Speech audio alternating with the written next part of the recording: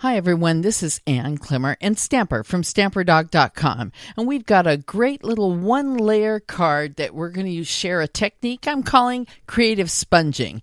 Now, here's an alternative way to do it, but we're going to make this one on the left, starting off with a folded piece of Lost Lagoon cardstock, basic black layer, and a Whisper White top.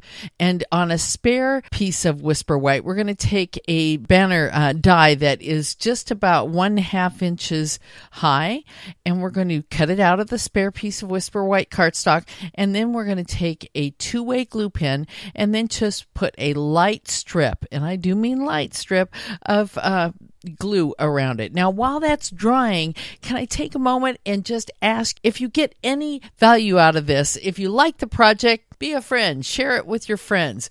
We're on Facebook, Instagram, we're on all the platforms as Stamper Dog. You can always find it. You can pin it. Actually, you can even go over to the blog and get more information about what we used. But anyway, now that that's dry, we're going to lay it down and make sure that it's going straight across and put the left edge of the hole a little bit beyond the left edge of the cardstock.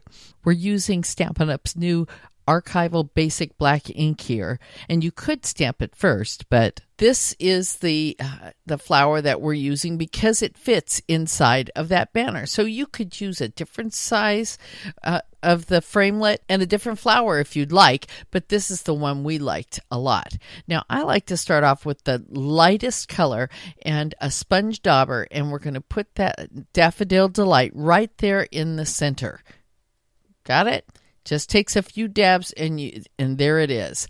Then the next thing I'm going to do is take Old Olive and make the leaves and the stem green. Now, in hindsight, I think I would have liked Garden Green. That's what I used on the other one. But for this one, Old Olive, it's a great standby green, and it should have been the first green I bought, but it wasn't.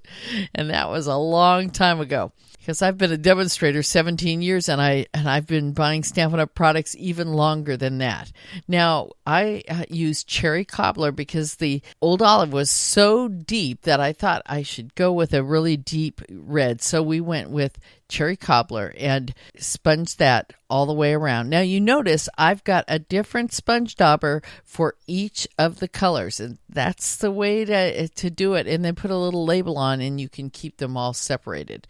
But when we got around to the background, I sponged that in with a portion of one of our Stampin' Sponges. Why? Because I wanted to have a more misty looking background, not something quite so solid as when we use the sponge daubers. And I'm going to speed this up a little bit and work a little fast because I think you got the idea of how to go and sponge this, right? But I did go and make sure that I went around the edges so I would get a really distinct edge and not a feathery edge like the rest of the background is. And now if you tear it off, look it. Now you see where I didn't go all the way over to the edge. So that's why you want to go and take it beyond the left edge. Now, the Greatest Greetings set that's available in the Occasions catalog is perfect for this, and you can pick any of the greetings for that, and then just snail it. But you know what? I had a little bit of an issue.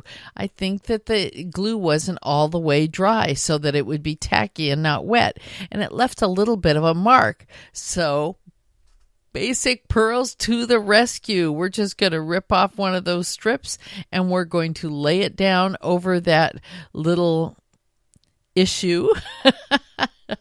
You won't tell, will you? And then we're going to be just fine. You know, there's no mistakes in stamping. There's just another opportunity to layer. Why don't you take a moment and drop by StamperDog.com and you could see both versions of this card and get more information on what we used. This is Ann Klimmer and Stamper from StamperDog.com, where we put a little ink, paper, and fun into your day.